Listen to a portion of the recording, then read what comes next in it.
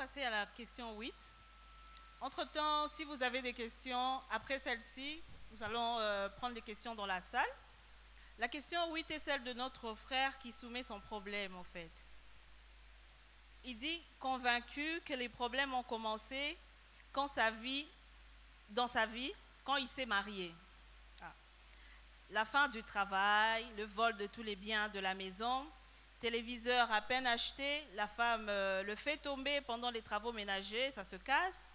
Quand il décide que la femme rentre chez ses parents pour un temps, le mois qui suit, l'homme trouve encore du travail.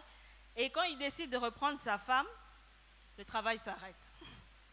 Et finalement, il a pris la résolution de parler à sa femme en lui disant de rester chez ses parents, car elle est, selon lui, la source de son malheur.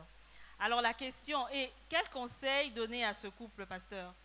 Comment se préparer à l'enfantement alors que tout se brise ensemble? Est-ce que la réponse peut venir de la salle avant que nous puissions, pour cette question-là, est-ce que la réponse peut-elle venir de la salle avant que nous puissions on peut lever la main, oui, le micro. Bon, je crois que j'ai beaucoup de couples aujourd'hui, surtout pendant les fiançailles, les gens se préoccupent plus par rapport au matériel qu'à la vie spirituelle. Normalement, déjà pendant les fiançailles, nous devons marcher avec ses deux pieds. On cherche l'argent pour se marier, mais on a aussi le temps de prier. Parce qu'on ne sait pas, l'autre vient d'une famille, il y a peut-être des choses qui sont un peu compliquées, on ne sait pas. Mais quand on ne prie pas, je peux donner un exemple, il y a un couple, ils se sont mariés ici. Arrivé le jour de la nuit des noces, on a célébré. Ils arrivent dans la chambre pour, quand l'homme a enlevé ses habits, il veut toucher à sa femme dit, qui es-tu? Tu veux me toucher? Tu veux me toucher? L'homme a commencé à chasser les démons les jours de la nuit des noces. Il n'a même pas touché à sa femme ces jours-là. Ça a pris quelques jours après. Il a fallu qu'on prie pour sa femme, pour qu'elle soit délivrée, afin que les choses rentrent à la normale. C'est fait, nous devons comprendre que surtout pour les fiancés, au-delà de chercher l'argent pour se marier, il faut aussi avoir le temps de prière, d'ensemble pour briser d'autres choses avant d'entrer dans le mariage. C'est vrai que vous avez donné une partie de la réponse, mais dans le cas de ce frère, qu'est-ce qu'il doit faire? C'est vrai qu'il n'a peut-être pas pris le temps de prier et tout, mais maintenant, qu'est-ce qu'il doit faire concrètement pour qu'il ait une réponse? Bon, dans ces cas concrets, en sus de la réponse donnée par les frères Joseph Okito, moi je crois qu'il peut y avoir enfantement dans ces couples. Et il y a beaucoup de versets qui me viennent en aide. À toi, s'ils sont chrétiens, déjà si nous partons du texte d'Ézéchiel 37, Dieu a posé une question claire au prophète. Parce que le prophète a constaté que tout était sec. Il y avait une possibilité de vie dans cette vallée. Très bien. Mais il a posé, est-ce que ces eaux peuvent-ils revivre? Et la réponse du prophète était presque ambiguë. Mais à la fin de compte, là où il n'y avait plus de vie, on a vu qu'il y avait une puissante armée. Moi, je peux dire à ces couples, c'est possible de renaître de ces cendres. Parce que même Dieu peut commencer à partir de ce qui est chaotique. Et puis même, je leur recommande de suivre les enseignements de Padalo, le nouveau départ qui vient après les chaos. Ça peut beaucoup les aider. Merci. Pour ce problème qui préoccupe ce couple, ma réponse est un peu sèche et brève. Remontons à l'origine des temps. Parlons des fiançailles d'abord. C'est quoi les fiançailles? Les fiançailles, c'est une période au cours de laquelle les deux conjoints, les deux proposés s'observent, se jugent, se regardent si l'on est fait l'un pour l'autre et si ça vaut la peine de se marier. Il ne serait pas dit parce qu'on est fiancé qu'on doit normalement aboutir à un mariage. Non. Et puis pendant les fiançailles, il faut que les deux conjoints aient l'habitude de faire ce qu'on appelle un mouvement de rétrograde. Il faut savoir se dire la vérité de ce qu'on a fait dans le passé. C'est ça, c'est très important. Comme moi, je l'ai fait avec mon épouse, j'étais un don. Je lui ai dit tout ce que j'ai fait dans ma vie. Elle aussi, elle a dit. À partir de cela, on peut se communiquer et même s'il y a un problème qui arrive au foyer, on peut arriver à arranger parce qu'on a été sincère pendant les fiançailles. C'est ça ma réponse. Merci beaucoup. beaucoup. Je pense que les fiancés qui ne sont pas encore mariés ont eu une réponse pour ne pas tomber dans le même piège. Chérie, tu peux continuer. Oui, on va remettre la parole au pasteur. Je pense que disons par rapport à ces couples qui sont déjà dedans, c'est-à-dire qu'ils ne sont pas fiancés, ils sont déjà dedans. L'ancien Guilima et le diacre Joseph nous ont donné la solution. Cette solution ne concerne pas seulement ceux qui veulent entrer dans les mariages. Cette solution concerne également aussi ceux qui sont déjà dans les mariages. Si la prière peut aider avant les mariages, la prière peut aider aussi pendant les mariages. Il y a un problème, vous rencontrez un tel problème, confiez-vous. Vous priez d'abord vous-même, mais aussi vous pouvez joindre des connaissances, des responsables.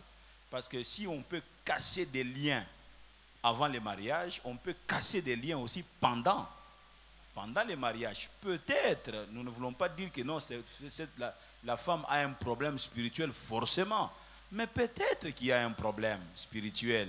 Alors le problème spirituel a une réponse spirituelle, a une réponse dans la prière. Donc il faudra que vous puissiez vous ouvrir pour que l'on vous prenne en charge, afin que l'on puisse briser ce qui est en train de vraiment de saper votre couple.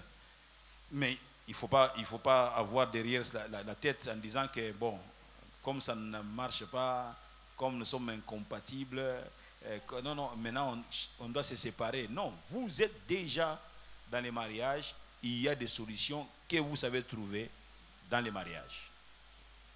Merci, papa. Est-ce qu'il y a des questions dans la salle? Merci beaucoup pour la parole. Par là, je voudrais vraiment remercier les couples qui nous ont vraiment accompagnés lors de nos fiançailles. Ils ont été vraiment une bénédiction particulière dans nos préparatifs de mariage. Cher pasteur, j'ai une question qui me tourmente, qui m'a toujours tourmenté chaque jour. Là, je me base sur, disons, dans Éphésiens 5, 23. Quel est le sens de le mari et le chef de la femme et de la soumission dans la Bible et dans le mariage? C'est vrai qu'on se réfère toujours aux enseignements qu'on a eu à avoir, mais chaque jour qui passe, c'est vraiment un tourment par rapport à cette préoccupation. Merci. Par rapport à les maris et les chefs de la femme et par rapport à la soumission. Ah, ok. Je ne savais pas que c'était un tourment. Non, mais ça peut arriver, vous savez, entre la connaissance de la parole de Dieu et l'application de la parole de Dieu, il peut y avoir un siècle. Hein? Donc c'est très souvent la lutte de tout le temps que l'homme a de pouvoir se soumettre à la parole de Dieu. Et vous allez remarquer que dans la parole, on a dit que la femme soit soumise à son mari et que le mari puisse aimer sa femme. C'est-à-dire qu'on a touché chacun du côté où il a plus de difficultés à se soumettre. La femme a beaucoup de difficultés pour se soumettre à cette règle-là, être soumise à son mari. Le mari a des difficultés à aimer. Alors on est en train de mettre l'accent sur ça, pour travailler de ces côtés-là. Et il est important que l'homme sache qu'il est le chef de la femme. Mais il est aussi important que la femme sache que mon mari est le chef dans cette maison. Il est important que l'homme puisse savoir qu'il doit aimer. Il doit aimer sa femme. Comme Christ a aimé l'Église. Et on dit comme Christ a aimé l'Église. L'Église, Jésus-Christ est allé jusqu'au point de se sacrifier. Donc, est-ce que nous sommes prêts en tant qu'hommes d'aller jusqu'à nous sacrifier? Oui, il y a des sacrifices. Même dans le domaine d'aller te battre, tu rentres tard parce qu'il ne faut pas que je rentre sans quelque chose pour ma femme, pour ma maison. Ça fait partie aussi des sacrifices. Mais maintenant, quand on dit chef, qu'est-ce que cela veut dire? Là aussi, c'est un problème. Parce que quelquefois, nous saisissons mal la notion de chef. Chef, ça ne veut pas dire un tyran. Chef, ça ne veut pas dire quelqu'un qui écrase. Le chef, c'est être un modèle. modèle de vie, modèle pour montrer le chemin. Voici de quelle manière les choses sont appelées à se faire par mes actes déjà. Quand je pose des actes dans la maison, ma femme voit. Elle dit, ah, c'est comme ça que ça s'est fait. Ma femme a l'habitude quelquefois de m'amuser, de blaguer. Nous sommes dans la salle de sport, je vois cette image qui vient chez nous. Et puis j'ai l'habitude d'aller, quand on a fini, d'aller m'asseoir sur les dispositifs faits pour pouvoir faire des abdos. Alors une fois, elle dit, j'ai fait comme le chef. Elle est allée s'asseoir sur ça après le sport. Alors je me suis mis à rire. Elle dit, j'ai fait comme les chefs. Donc les chefs ont montré la voie. Donc il faut montrer des bonnes habitudes. Chef, ça ne veut pas dire écraser, ça ne veut pas être tyran. Donne-moi ça, fais ça. Non, non, ça ce n'est pas ça. La notion de chef que Dieu est en train de... Ce n'est pas comme ça. Le chef, c'est celui qui montre, qui donne le ton, qui met la main à la pâte en premier et qui montre donc la voie. C'est ça, être chef, être un modèle. Et ça, c'est très important, être un modèle. J'étais une fois en Afrique du Sud, en 2001, je crois. J'étais dans l'église de Rema Church, un séminaire. C'est un monsieur, un Sud-Africain blanc, non, un Sud-Africain noir qui prêchait et qui dit, mais les gens disent toujours Lady First. Hein? Lady First. Donc la femme d'abord. La femme d'abord dit, non, nous chez nous c'est différent. Nous c'est l'homme d'abord. Alors les gens se sont mis à rire. Et maintenant il a expliqué pourquoi il dit, nous chez nous c'est l'homme d'abord. Pourquoi il dit, l'homme est celui qui doit aller tâter le terrain. Pour voir s'il n'y a pas quelqu'un qui va tuer la femme. Il arrive le premier à l'endroit et puis il peut dire à sa femme, suis-moi. Parce que j'ai débrayé le terrain, j'ai regardé que tout va bien, tu peux venir. Bon, c'est une façon de parler aussi. Donc l'homme, c'est celui qui montre la voie. Le chef, c'est celui. Mais le chef a droit au respect, ça c'est vrai. Le chef a droit au respect, à la considération. Mais puisque le chef a droit au respect, à la considération, la femme n'a pas droit du respect du chef et de la considération du chef. Vous voyez, donc c'est chacun qui a droit à la considération. Donc il faut voir les choses dans ce sens-là. Si l'un, l'autre, l'homme comme la femme, nous avons pris l'habitude d'avoir de la considération l'un l'autre, et ça devient facile. Mais j'aimerais quand même mettre l'accent sur ceci. Il y a beaucoup de femmes qui ont des difficultés de se soumettre à leur mari. Il y a dans beaucoup de couples, il y a ces combats-là. La femme se soumet difficilement. Et il y a même d'autres femmes, le manque de soumission, c'est dû du fait qu'elle n'a pas eu de bons exemples dans la maison. Elle a vécu. Papa, c'est quelqu'un qui écrasait beaucoup. À la femme qui était petite, en train de grandir, il dit, moi, l'homme ne blaguera jamais avec moi. Vous voyez, ce sont des paroles fortes. Hein. Moi, les hommes, aucun homme ne blaguera avec moi. Et je peux vous assurer que là, la guerre est partie. Maintenant, les garçons là, va faire les frais des choses que cette jeune dame a vécues dans son enfance. Et l'homme commence à arracher les cheveux. Mais quelle est cette femme qui ne peut pas se soumettre, hein? Alors, on va la guerre pour la vie. La femme doit savoir se rabaisser. Et dans un couple, si tout le monde monte, nous tous nous montons, il n'y a personne pour baisser. Non, il n'y aura pas de vie. C'est pourquoi on nous disait autrefois, ça sont des choses comme moi, nous étions des petits, on entendait parler que non, bah, maman attend de nos mères là, on les apprenait, on disait qu'il faut mettre de l'eau dans la bouche. Donc quand l'homme entend parler, mets seulement de l'eau dans la bouche. Parce que tant que tu as l'eau dans la bouche, tu ne sauras pas parler parce qu'il faut garder l'eau. Mais il y a des couples où quand l'homme a dit 2 mots, la femme a déjà 10. Vous connaissez, et même tenir les habits tenir l'homme dans les habits. Mais il faut faire attention. Et comme je l'ai dit encore, nous devons avoir l'autorité de Christ au-dessus de nous. Et une femme qui a l'autorité de Christ au-dessus d'elle se soumettra à son mari. Oui, pasteur, il y a une question qui nous vient de l'assistance. La question c'est, on s'est marié par coup de foudre. C'est comme ça que c'est écrit. On s'est marié par coup de foudre. nous avons 10 ans de mariage et nous avons fait 4 enfants. Maintenant, nous remarquons de l'incompatibilité. L'homme est plus intelligent et la femme non.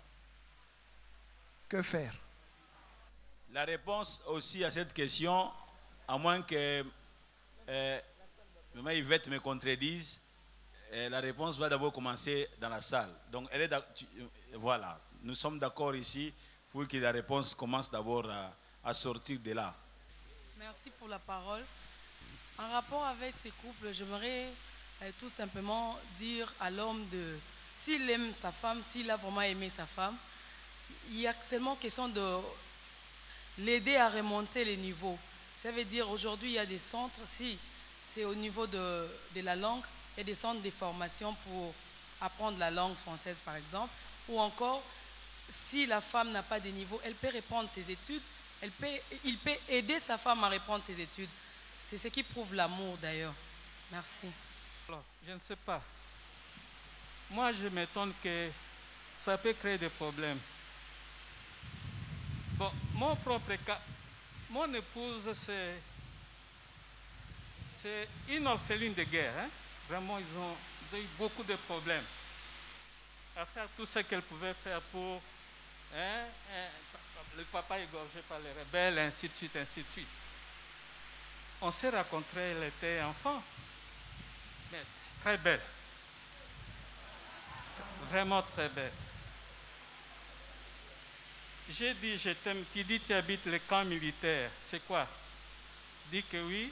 Pourquoi? Tu es l'enfant de militaire. Dit que non, papa, c'était comme ça, comme ça, comme ça, comme ça. Ah! Quand il a dit que son papa était tué, c'était difficile. Je lui ai dit, je deviens ton papa. Ému de compassion. Oui. J'ai fait tout aller. Sa maman qui voyait que je traînais voulait prendre d'autres choses. Je suis allé gueuler sur sa maman. J'ai pris mon épouse après avoir laissé quelques feuilles. Nous sommes partis.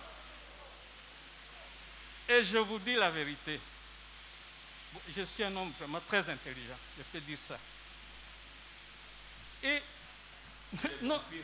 oui, notre niveau, c'est tel que moi je pense à ce qui se passe au-delà des étoiles. Elle me parle des enfants, comment la culotte. Hein? Elle me parle des enfants, de ceci. Moi, je dis, mais ça, c'est ton problème. Les culottes des enfants, la nourriture, les ceci, c'est toi. Hein? Moi, c'est la politique. Les choses très élevées. Bon, et quand j'ai frappé à la tête, depuis 45 ans de mariage, une fois mon épouse, comme ça, malgré sa vie intellectuelle qui n'est pas proche de mien. Et je me suis aperçu qu'elle faisait un peu un entêtement parce que c'était la période de son premier grossesse. Et depuis ce temps, pas de problème. Je lui laisse faire, elle a ses responsabilités. Elle gère la maison, elle gère tout. Et moi, je fais ce que je fais. Je pourvois. Bon, je ne peux pas être honteux de dire qu'il faudrait que ma femme parle français, anglais comme moi. Mais et la bénédiction que nous avons tirée, pasteur, de cette paix avec cette femme. Je vous ai toujours promis qu'on va en parler, on va parler. C'est formidable. Mais, hein?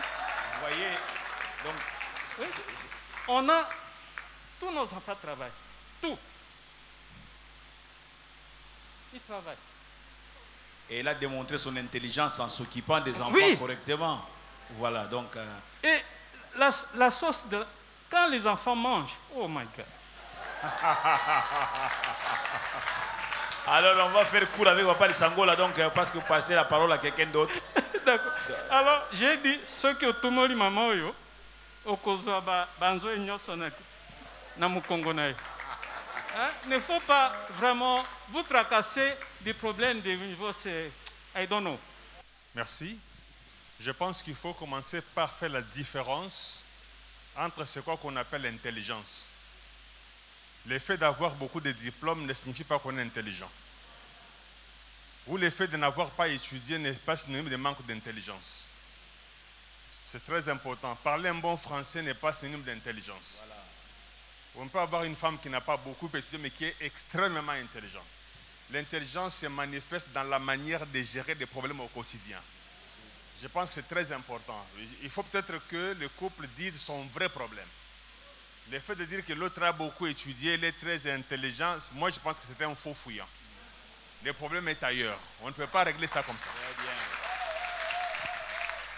Merci pour la parole. Mais moi, je trouve que dans ce genre de situation, on revient au fondement que le pasteur a évoqué ici. Reconnaître l'autorité de Jésus sur soi-même. Je pense que dès l'instant qu'on respecte cela, on n'aura pas de considération pour l'autre. Comment vous avez commencé ensemble? Vous n'avez pas réalisé qu'elle n'était pas intelligente. Subitement, 10 ans après, vous réalisez qu'elle est intelligente. Je pense que quand on se marie, on s'accepte. Et si on s'accepte, on doit continuer à vivre ensemble. Et on doit avoir du respect l'un pour l'autre. Voilà ce qu'est mon point de vue. Pour la gestion du temps, on va remettre au couple pastoral. Oui, moi j'aimerais vraiment bénir le Seigneur pour toutes ces réponses de Papa Lisangola, le pasteur Bernard et le docteur Chilomba. Je me dis, 10 ans, qu'est-ce qui a fait que vous avez pris du temps comme ça pour réaliser, après 10 ans, que la femme que j'ai, elle n'est pas au même niveau que moi? Comment vous vous êtes rencontrés? Qu'est-ce que vous vous disiez? À ce moment-là, la personne n'a pas réalisé que la femme n'est pas aussi intelligente que lui. Et aussi, comme l'a dit le pasteur Bernard, c'est quoi être intelligent? Je connais des femmes qui ont eu à gérer l'argent de leur mari, qui ont eu à faire des longues études dont elle n'est même pas arrivée à l'université, mais elle a géré l'argent, elle a construit de maisons. Aujourd'hui, le mari l'acclame, lui dit: waouh, non, ma femme, tu es une femme intelligente. Quoique tu n'as pas fait de longues études, mais tu es intelligent pour avoir géré, construit, casé chaque enfant dans sa maison. Vraiment, c'est un faux fouillon, comme dit pasteur Bernard. C'est vraiment pas une raison. Le week-end passé, nous avons célébré le mariage d'un couple dont l'homme, c'est un homme très intelligent, directeur, je crois, quelque part, qui a eu de grandes responsabilités, mais qui a épousé une femme qui n'a pas fait de très longues études. Sa première femme est décédée, l'homme s'est remarié, je peux dire, 69 ans, et la femme aussi, son mari était décédé, elle s'est remariée à 59 ans. L'homme pouvait dire que cette femme n'est pas intelligente, mais il aime la femme. C'est l'amour d'abord, ce n'est pas d'abord l'intelligence, ce qu'elle fait, ce qu'elle a eu à faire comme études. Non, je crois que c'est d'abord l'amour. J'aime cette femme, comme l'a dit Papa Lisangola, il a aimé la femme. Il y a des fondements, des bases à poser avant d'entrer dans le mariage. Il y a des paramètres à scruter avant d'entrer dans le mariage. C'est notamment jauger la personne avec laquelle j'aimerais entrer dans le mariage. Jauger, si tu veux jauger l'intelligence ou quoi, c'est avant le mariage. Tu vas jauger, est-ce qu'il y a du répondant? Est-ce qu'elle réfléchit au même niveau que moi? Etc., etc. Mais tu arrives au niveau où tu la présentes à ta famille, c'est ma fiancée. Et tu arrives, nous devons aller nous présenter, nous devons aller prédoter, vous prédoter, nous devons aller doter. Et tu es enthousiasmé pour ça. Nous devons nous marier civilement à l'église. Et on commence à faire des enfants. 1 an, 2 ans, 10 ans. Et puis tu sursautes. Oh, et n'est pas un peu comme des serviteurs de Dieu aussi. Donc 15 ans de mariage. Et puis je sursaute. Non, cette femme n'est pas la femme du ministère. Et une fois, non, non, il n'a pas le niveau de ministère. Dieu m'a révélé qu'il y a une autre femme, je dois épouser une femme de ministère. Ça, c'est un mensonge. Hein? C'est même, je pourrais dire que donc la convoitise même. Donc, chaque fois que tu vas au travail, tu vois une petite fille là avec qui vous travaillez, et tu commences à chercher maintenant les faux fouillants. Comment je vais la chasser? Non, il y a incompatibilité. Qui vous avait dit que vous étiez compatible? Hein? Mais nous ne sommes jamais compatibles. Tu viens de quelle famille? Vous n'êtes pas né dans une même famille. Vous n'êtes pas sortis de même éducation. Vous êtes incompatibles à tous les niveaux. À tous les niveaux, vous êtes incompatibles. Mais, puisque vous vous aimez, la Bible dit quoi? L'amour couvre toutes les fautes. C'est l'amour de Dieu. L'amour va grandir et vous allez vous compléter. Et même si vous trouvez que non, être intelligent, ce n'est pas dans les normes que le pasteur Bernard vient de donner, c'est aussi avoir un diplôme. Mais envoyez votre femme au cours du soir. Envoyez-la au cours du soir, il va faire IEC pendant 4 ans, il va avoir un diplôme. Et vous serez fiers parce que vous avez maintenant une femme qui a, pour vous, c'est une femme qui a un diplôme qui fait qu'elle soit intelligente. Non, je pense que ce n'est pas une raison. Et puis mes amis, une fois, puisque nous avons l'autorité de Jésus au-dessus de nous, je reviens encore à cela. Une fois que vous êtes mariés, même si votre mari, vous venez d'apprendre maintenant que 10 ans après, c'est un sorcier. Même si vous apprenez que votre femme a Pumbwaka, Kopumbwa, ce n'est pas une cause de divorce. Vous gardez votre femme, vous gardez votre mari et vous priez. Si vous voulez honorer le Seigneur, vous devez rester ensemble. On ne divorce pas pour quelqu'un a toussé. Ah, tu as toussé, on va divorcer. Non, non. Non, voilà un peu ce que je peux dire. Merci, pasteur. La question ici, on va l'adresser à maman. C'est une maman ou une sœur qui pose la question. Elle a posé 3 questions. Je vais lire ce qui est écrit. Que faire si votre mari ne vous donne pas de cadeau d'anniversaire? Presque chaque année, et il se permet d'en faire... ménage dans la salle, hein? Oui, oui, j'ai vu. Et chaque année, il se permet d'en faire à une amie avec qui il a eu des aventures hors mariage. Que faire quand votre mari entretient des relations hors mariage et parle intimité avec d'autres filles jusqu'à leur faire des éloges qu'il ne vous fait pas? Que faire si votre mari ne vous donne pas souvent d'argent de poche alors qu'il en a les moyens? C'est une personne à aider, maman. C'est un sérieux problème. L'homme fait des cadeaux à une ex. L'homme offre des cadeaux à d'autres femmes, sauf à toi. Je me dis, là, il faudra vraiment prendre du temps dans la prière, mais aussi prendre le temps de dialoguer avec ton mari, de parler avec ton mari. C'est qu'il y a quelque chose qui ne va pas, parce que ce n'est pas normal. Comment tu peux aller faire de telles choses à une autre femme et ne pas le faire à ta propre femme, à celle qui a été ton choix? C'est toi qui as choisi cette femme. Donc tu aimes cette femme, tu veux la faire plaisir. Tu veux qu'elle soit heureuse à tes côtés. Alors, tu sais qu'il y a quelque chose qui ne va pas. Et moi, je souhaite vraiment que cette femme ait le temps de causer avec son mari. Je crois que le dialogue peut amener à ce que l'homme puisse s'exprimer. Soit il n'y a plus d'amour, ou soit, je ne sais pas, il y a quelque chose qui ne va pas. C'est très important de se mettre ensemble, de crever l'abcès et de trouver des solutions qui doivent amener le changement dans ces couples-là. Ma soeur, prends le temps d'abord de prier avant de voir ton mari. Tu prends le temps de prier, tu prends le temps de parler de cela au Seigneur. Et je crois que Dieu te donnera des directives et c'est là qui te permettra à résoudre ces problèmes qu'il y a dans votre couple. C'est très important. Mais si vous deux, vous êtes ici, la femme qui a posé la question et l'homme est ici, donc vous devez comprendre que cette vie-là n'est pas normale. quand vous rentrez, parlez et trouvez la solution. Ça arrive, hein, déjà, tu commences même à l'église, tu commences à complimenter les autres sœurs, mais ta propre femme, tu ne la complimentes pas.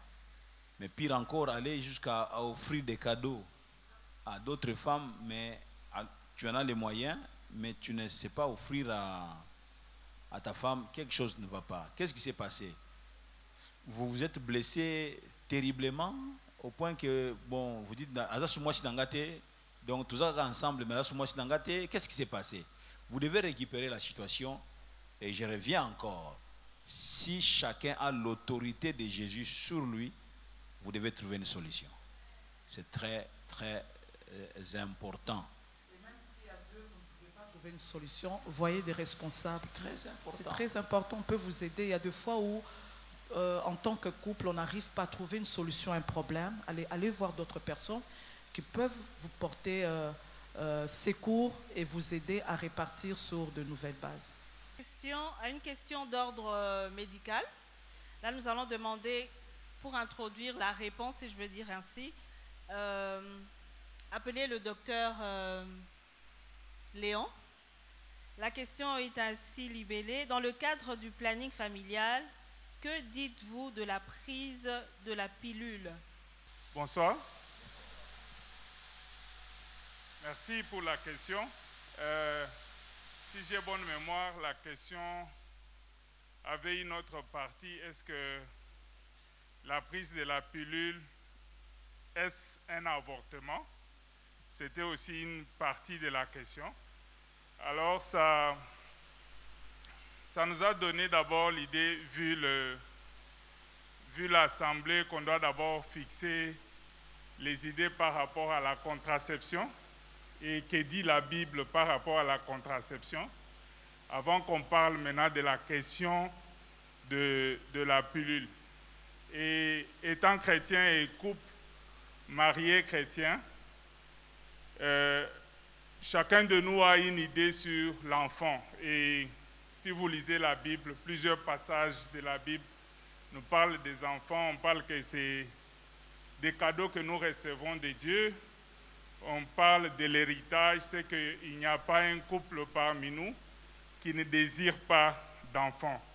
Et avoir des enfants, c'est les choix même pour lesquels c'est l'une des raisons pour lesquelles nous nous marions. C'est pour accomplir un ordre divin. La Bible nous dit que allez et multipliez-vous. C'est que le premier ordre de la Bible n'est pas l'ordre de ne pas se reproduire, mais c'est l'ordre de se reproduire. Maintenant, plus nous nous reproduisons, il y a des questions qu'on appelle des questions de population.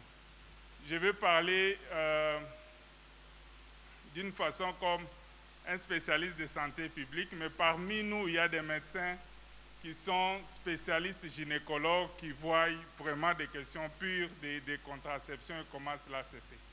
Mais du point de vue santé publique, on parle de questions de population où l'homme cherche à limiter la population ou à limiter la reproduction pour des raisons purement économiques ou des raisons d'aisance ou de gestion des familles.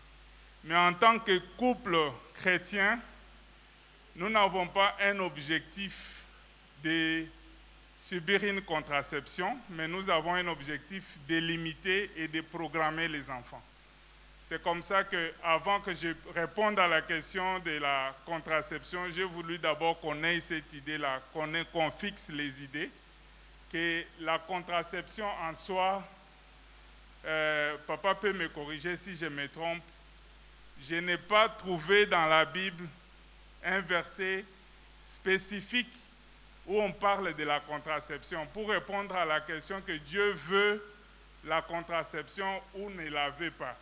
Mais il y a un exemple dans la Bible, si vous êtes dans Genèse 38, où c'est le passage où on a évoqué l'idée de la contraception. C'était autour des enfants de Judas, des fils de Judas. Un des fils a refusé de donner de la progéniture en mémoire de son frère. et ce monsieur a été puni. Mais quelque part dans la Bible, en dehors de cet exemple, la Bible ne nous signifie pas des cas de contraception. Alors, revenir à la question, est-ce que la contraception est un avortement ou Dieu est-il pour ou contre la contraception? Je dois dire, il n'y a pas d'avis à ce point, mais Dieu nous donne la capacité d'analyser cette question de contraception. Donc, il y a des règles ou des préceptes en tant que chrétiens que nous devons respecter en cas d'une idée de contraception. C'est que la contraception est un acte concerté. Concerté avec qui? Concerté avec Dieu et concerté entre les couples. Est-ce que vous avez... Parce que quand on se marie, on demande des choses à Dieu, on parle du nombre d'enfants, combien d'enfants nous voulons avoir. On peut demander ça à Dieu, mais on peut aussi se concerter en couple de combien d'enfants nous voulons avoir, quel espacement, quel est l'espace intergénésique, c'est-à-dire l'espace entre les enfants dans notre couple. Nous voulons espacer les enfants d'une année, nous voulons espacer les enfants de 2 ans, nous voulons espacer les enfants. C'est quelque chose qui doit venir, comme nous l'avons dit depuis le début du dialogue. C'est que quand la contraception n'est pas une suite d'un dialogue, c'est un péché. Nous avons connu des cas où une femme se décide d'aller consulter et de prendre des pilules. Elle a des pilules dans son tiroir, elle les prend, mais le mari ne connaît pas. Pourquoi? Parce qu'elle en a marre d'avoir des enfants chaque année, mais il se décide de faire la contraception. Cette contraception-là pêche aux règles des dialogues. Parce que les enfants étant un cadeau de l'Éternel, étant un don de Dieu, on devait les négocier ensemble pour dire nous en avons, nous en aurons ou nous n'en aurons pas. Alors, une pratique isolée de contraception, c'est un péché. Mais si nous nous mettons ensemble, nous disons nous avons 2, 3 enfants, nous allons ajouter un enfant par rapport à nos moyens et nous ne nous arrêtons pas, nous nous arrêtons là, je pense que Dieu n'est pas contre ça. La contraception doit venir de cette entente-là. Maintenant, il y a des pratiques qui sont considérées dans la contraception comme des avortements, comme des péchés. Dans la contraception, il y a ce qu'on appelle la pilule du lendemain. La pilule du lendemain, c'est un péché. Pourquoi? Parce que la contraception, nous devons la faire comme prévention pour procréer. Mais quand vous avez eu un rapport fécondant, la femme s'est dit, de ce rapport ici, je sens que je dois avoir conçu. Elle se décide d'aller prendre un médicament, ça s'appelle pilule du lendemain. Ça, c'est contre la Bible. Parce que la vie commence à quelques instants près de la fécondation. C'est déjà une vie qui a commencé. Donc, si vous prenez une pilule du lendemain pour vous rassurer que vous n'avez pas conçu, ça, c'est un péché. Mais en tant que couple chrétien, nous devons planifier notre façon de faire les choses. Prier pour dire, on avait demandé à Dieu de nous donner 4 enfants ou 3 enfants, il les a déjà donnés. Est-ce que c'est nécessaire qu'on ait un autre enfant? Vous commencez à discuter.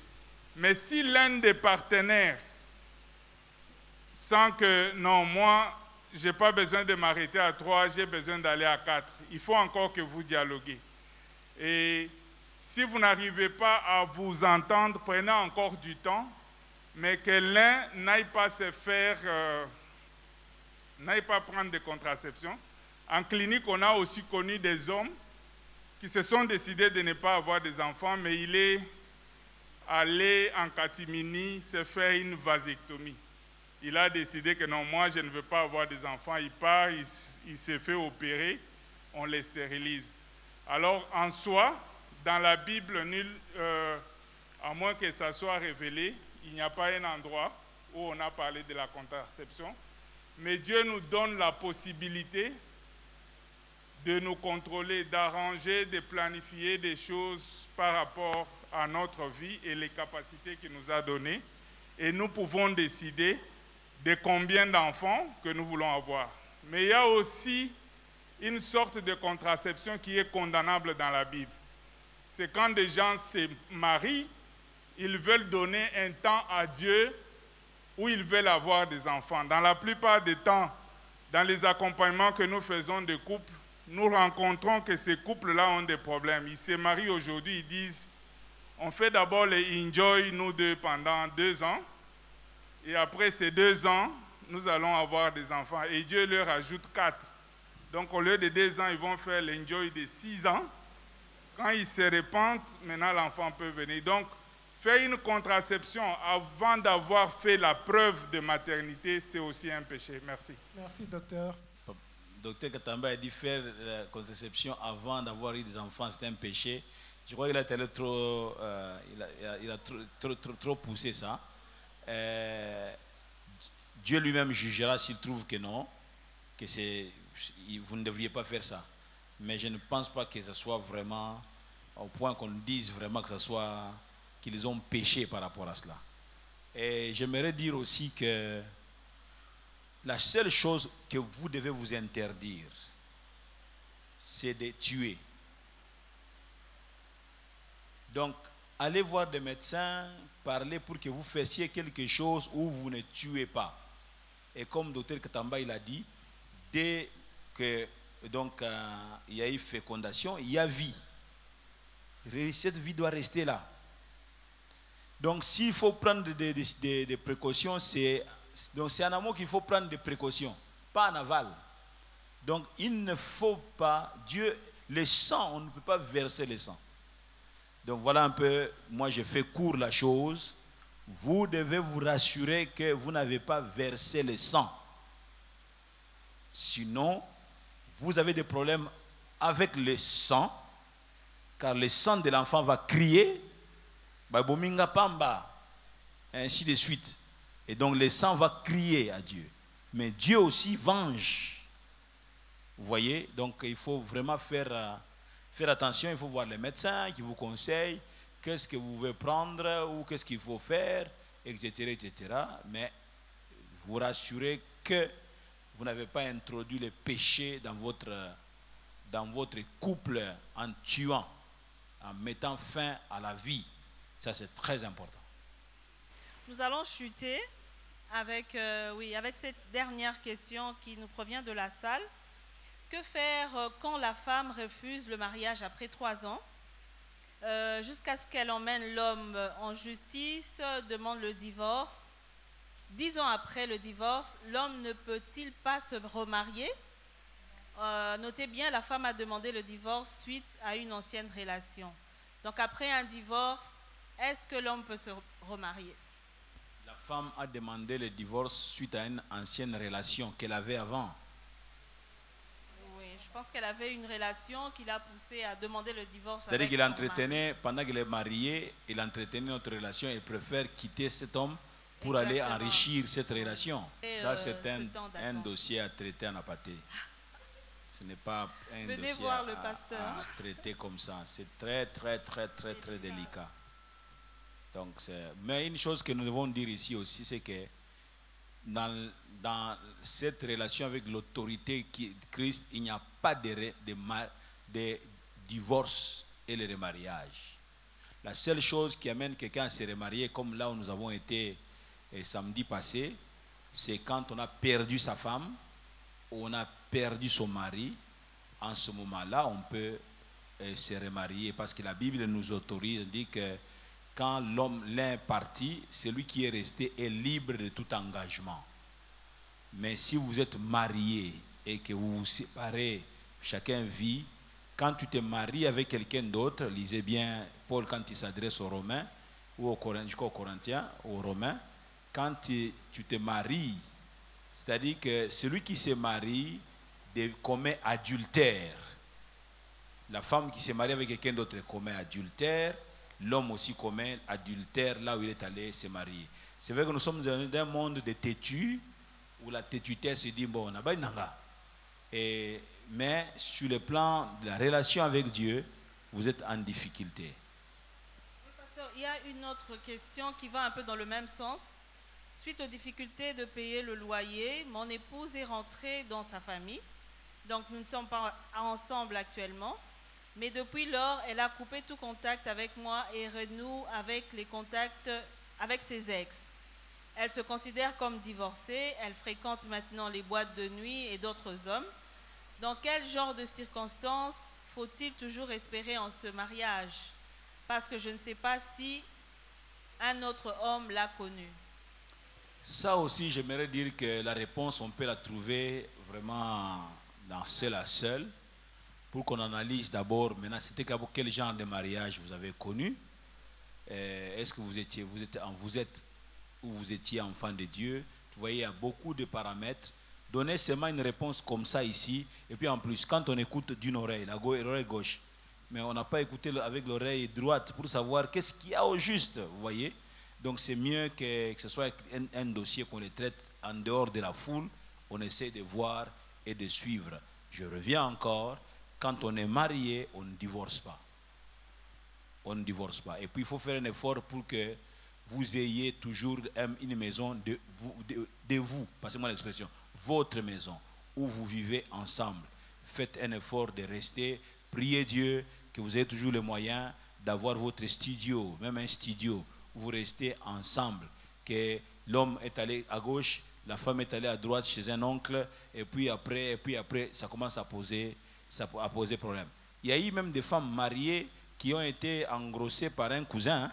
Et donc, là où il est allé pour trouver refuge, il y avait un petit cousin de moins âgé de 2 ans que la femme, et puis paf, ils ont connu une relation, et puis paf, non, zémé kotikuna, mais l'homme est marié, le marié est resté de l'autre côté.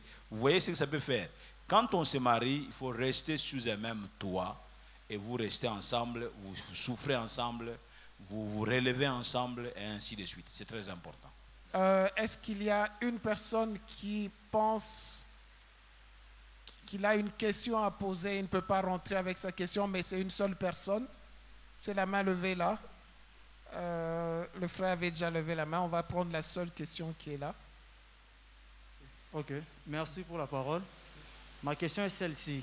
Je voulais un peu que papa puisse nous expliquer en réalité le mariage c'est quoi? Est-ce que le mariage, on appelle mariage seulement le mariage, le dot, quand l'homme donne sa dot déjà, il est déjà marié, ou c'est le mariage civil, ou ce qu'on appelle mariage religieux?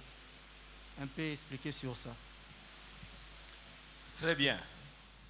Vous avez vu la question qui a été posée par une sœur qui est aux États-Unis, hein, qui a parlé de son homme qui est là, où il avait doté ici. Le mariage, je reviens encore, c'est le consentement de 2 personnes, et les 2 personnes invitent les familles et ils concluent le mariage. Et ça va maintenant dans les 3 étapes. C'est l'évolution qui nous a amenés à ce niveau-là. Là où on a institué le mariage, Dieu était tout à la fois lui-même. Il était le père d'Adam et le beau-père d'Ève, et il était le père d'Ève et le beau-père d'Adam. Il était le prêtre, il était l'officier, donc tout ce que vous voulez là. Dieu lui-même incarne la loi.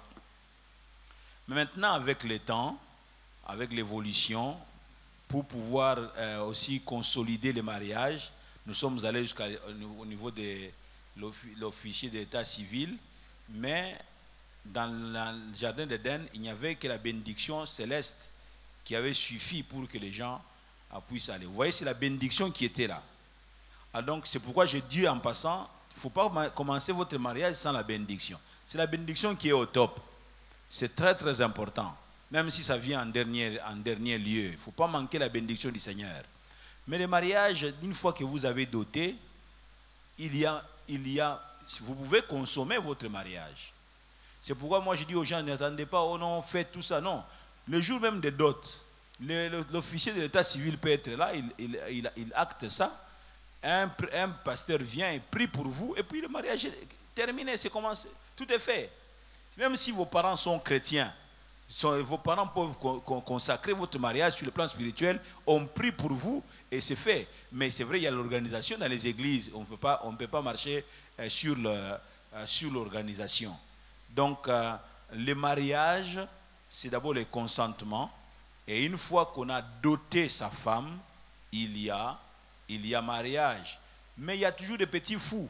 Moi, j'ai doté, maintenant il veut divorcer. Il dit, est-ce que moi je t'ai amené devant l'officier de l'état civil? Est-ce que les bibi sont dans l'état? Et puis effectivement aussi l'état va te dire, maman, il y a un siko dans l'état. Il y a moi si na été. Donc moi si na été. Et la loi, donc tu ne peux pas l'accuser quelque part. Donc rien du tout. Tu ne peux pas. Cet homme-là ne t'a pas épousé devant l'officier d'état civil. Donc tu n'es pas sa femme. Donc vous comprenez ça? Donc c'est très important. Mais dès que tu as doté ta femme, tu peux aller. Maintenant le mariage, une fois que tu l'as consommé, on a doté, vous êtes allé, vous avez consommé le mariage. C'est fini, vous êtes mariés. Il ne faut pas jouer donc au petit malin. Vous êtes mariés. Le pasteur Vernon disait, quand les garçons ont doté, et puis paf, coucher ensemble, et puis il y a grossesse. Certaines églises veulent dire, non, on met les gens sous discipline, et puis on les chasse. Oh, vous faites erreur. Récupérez plutôt ces mariages-là. Récupérez. Il y a des mesures, la femme ne va plus ne va pas se voiler. Vous bénissez ces couples et au moins vous avez sauvé ces mariages. Ils vont vivre. Maintenant, si vous dites non, et puis dans la douleur là, ils sont partis, garçon peut boire difficile moi si, et puis moi si tika na zemi à boti, mais garçon à qui côté mususu à se débrouiller, à bali naie, et puis moi si on a tika. Donc vous voyez, l'église a commis une erreur. Vernon nous a appris à dire sauvegarder ces couples. Bénissez ces couples, demandez même que d'abord le civil soit fait pour consolider les couples et demander la bénédiction. Oui, ils vont être sous discipline, mais au moins le couple a été sauvé, a été récupéré.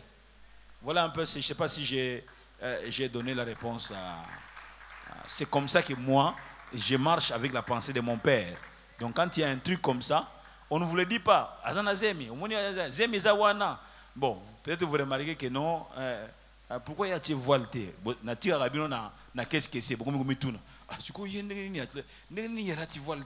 Bon, n'est-ce pas bien moi bozo bunda na nango kuna ngana pamboli na ngai na yale banda ba bokende na bino mais boza sous discipline. Ozali na musique, oyemba les sous-souté. Ozali osala les sous-souté, on vous discipline pendant peut-être une année et puis on vous récupère plus tard parce que Dieu ne nous a pas envoyé à amener les gens au feu. Il faut toujours récupérer. Le Seigneur, c'est celui qui récupère. Il récupère toujours, il récupère toujours. Attention, ne tombe pas maintenant dans cette faiblesse-là. Nous allons récupérer Kawa. Vous voyez, vous voyez,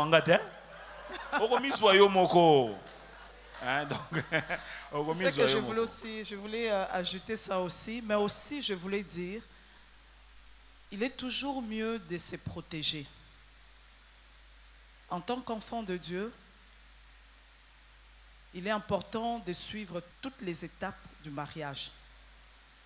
Mariage coutumier, mariage civil et la bénédiction nuptiale. C'est très important. Ça te couvre. Ça te couvre et tu n'auras pas à rougir. Demain, quand on demandera, est-ce que vous êtes marié à la commune, que tu sois sûr que non, j'ai mes papiers, je me suis marié à la commune. Légalement. Quand on te demande, est-ce que il y a eu la bénédiction, pourquoi? Si, on est passé, les pasteurs nous ont bénis.